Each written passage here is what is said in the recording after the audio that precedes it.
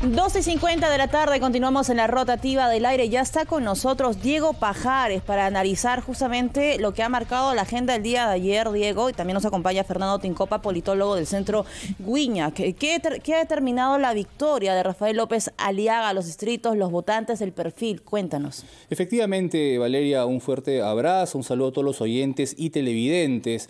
Por fin, la OMPE ha terminado el conteo de votos, ha resuelto todos los pedidos de nulidad, los problemas que habían, y al 100% ha determinado que Rafael López Aliaga es el ganador de las elecciones para Lima Metropolitana. Y ya tenemos, como bien has dicho, a Fernando Tincopa del Centro Guiñac, quien nos va a dar algunos detalles clave. Por ejemplo, Fernando, bienvenido. ¿Qué tal, Leo? Hay una diferencia corta entre Rafael López Aliaga y Daniel Urresti, que venía segundo de Podemos.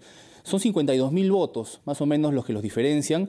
Hay una similitud con la campaña del 2021 en la presidencia de la segunda vuelta entre Keiko Fujimori y Pedro Castillo, que pues también con una corta diferencia de votos. ¿Hay algunos datos que puedas compartir con nosotros en la similitud de las campañas? Claro. De hecho, si bien la diferencia de votos es similar, lo cual más o menos gira en torno a entre 44.000 la diferencia con Keiko Fujimori versus Castillo, digamos que la brecha parece reducirse más en el porcentaje de aprobación final, porque primero López Aliaga recibe 26.3% de respaldo. Keiko, evidentemente, estaba cercana, junto con Castillo, al 50%, disputándose el 51%.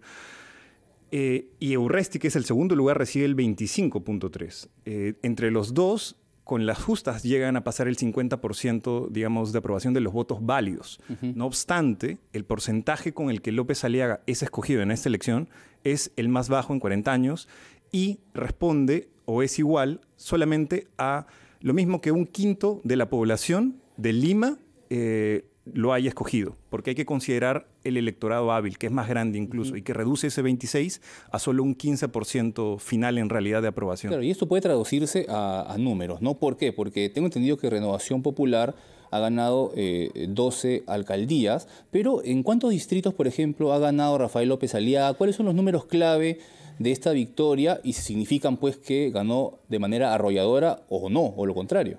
Claro, aquí es interesante diferenciar entre las metropolitanas y las distritales, aun cuando se pueda pensar que existe algún tipo de arrastre fuerte.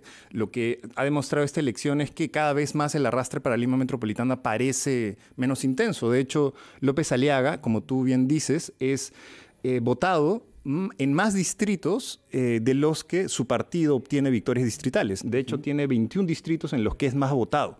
En algunos, como en San Isidro, Miraflores, San Borja, Surco, está en torno incluso a superar el 45%, y en otros supera el 30%, mientras, curiosamente, más se va alejando a la periferia. Esto también podría reflejar un poco que el alcance, digamos, el capital nuclear de López Aliaga se concentra sobre todo en esos distritos de Lima moderna. Es decir, no es un mito decir pues que los distritos más, entre comillas, con mayor ingresos es donde ha ganado Rafael López Aliaga. Para nada. Y por el contrario, en nosotros ha ganado Rafael Urresti, pero esto ha sido suficiente para que gane López Aliaga. Digamos que existe una correlación interesante entre la predisposición del voto de López Aliaga y el índice de desarrollo humano de algunos distritos. Mientras mayor el índice o mejor situación económica, mayor proporción de votos hacia López Aliaga. Sobre lo segundo que preguntas, me parece que las razones atrás del voto pueden responder más bien a otras causas que no necesariamente se deban exclusivamente a la idea del voto conservador limeño, porque recordemos que curiosamente las zonas de Lima moderna son evidentemente conservadoras, pero dentro del conservadurismo general limeño son las más liberales también. El conservadurismo peruano es un conservadurismo que, digamos, es transversal a todas las clases sociales y responde también a clases de niveles socioeconómicos bajos. Y quizás, Fernando, algunas personas se preguntarán qué ha hecho que Rafael López Aliaga pueda ganar. ¿Qué, lo ven como un agente de cambio? ¿Es el discurso que él ha manejado en los últimos meses? ¿Qué le ha dado o qué ha hecho que la balanza se incline a su favor? Aunque es muy temprano todavía para establecer alguna causal directa, me parece que sí existen algunos indicios interesantes.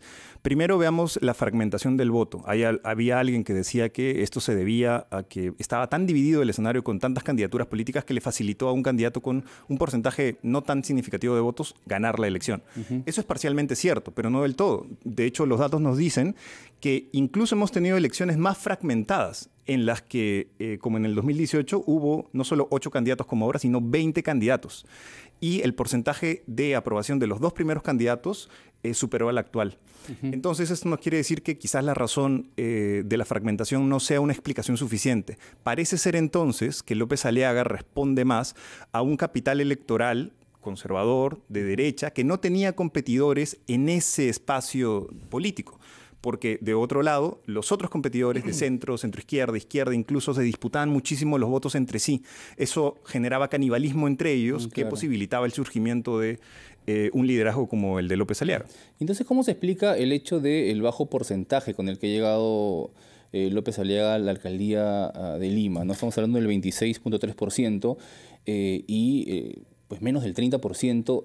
Hablamos de legitimidad, que desde las elecciones del año pasado está muy en entredicho, ¿no? El año pasado pasan a la segunda vuelta Pedro Castillo y Keiko Fujimori también con un bajo porcentaje, ¿no? Y se hablaba en ese momento de la legitimidad, del respaldo. ¿Eso tiene que ver? ¿Qué cifras tenemos alrededor de los últimos años? Mencionaste que es la más baja, el más bajo respaldo de los últimos 40 años. Sí, quizás también responde un poco al alto nivel de descrédito de la política peruana. De hecho, según información, por ejemplo, según varios índices y encuestas de la POP, estamos dentro de uno de los países con menor confianza en los partidos políticos. Y esto también puede implicar a que la población no vea el surgimiento de cuadros que, digamos, endosen un tipo de propuesta radicalmente distinta o atractiva, y sino más bien vean entre todos los candidatos bastantes similitudes que hagan difícil la diferenciación. Y eso favorece también a que, digamos, todos proporcionalmente tengan votaciones que, aunque atomizadas, digamos, son significativas para pasar una segunda vuelta, como dices, basta con 16%, o para ganar una elección con 26%. Hay que recordar también que a esto se le debe sumar que el porcentaje de aprobación final es en función a los votos válidos. Pero parece que mantenemos una tasa de ausentismo en torno al 20%, lo que también condiciona incluso que, sumado a los votos nulos y blancos, la gente no tenga, digamos, altas expectativas de preferencias o inclinaciones hacia algún u otro candidato. Finalmente, Fernando, ¿qué nos dicen las cifras acerca de el respaldo o la relación de los alcaldes con el gobierno central, ¿no?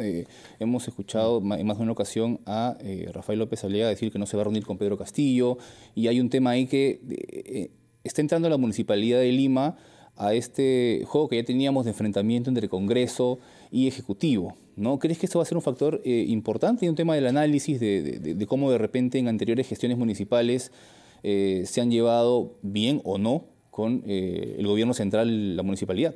Aunque no lo parezca, la posición del alcalde municipal frente a algunos actos o, digamos, posición crítica frente al gobierno central no ha tenido una relevancia significativa en los últimos 3 gobiernos. De hecho, incluso cuando se decía, por ejemplo, que algunos alcaldes iban a hacer oposición del presidente, esto no parece ser, digamos, algo frecuente. Lo que nos deja pensar es que aquí López Aliaga probablemente tenga la disyuntiva, mientras más se acerque la caída de Castillo o el llamado a adelanto de elecciones, o incluso la próxima elección, entre decidir entre hacer un ejercicio político de oposición al gobierno que le permita capitalizar para aspiraciones más nacionales, digamos, si es que quisiera postular a la presidencia, o concentrarse en las políticas de gestión que le permitan cerrar la municipalidad con una gestión, digamos, medianamente decente, o como mínimo para cumplir las altas y excesivas promesas que hizo en campaña que difícilmente o racionalmente creemos que es difícil de lograr tan solo en 4 años de gestión.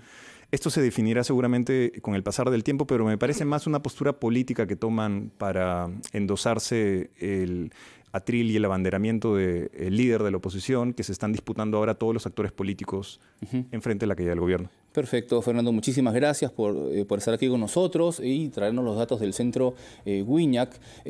Gracias, Valeria. Así terminamos el bloque El Poder en tus manos. Están los retos entonces pendientes para el alcalde ya, Rafael López Aliaga, que va a asumir, me imagino, el próximo año. 1 de enero, ¿no? El 1 de enero, ¿verdad? 1 de enero asume. Muchas gracias, Fernando Tincopa, politólogo del Centro Guiñac, y también nuestro compañero Diego Pajares por este bloque El Poder en tus manos. 1 de la tarde, escuchamos a los anunciantes.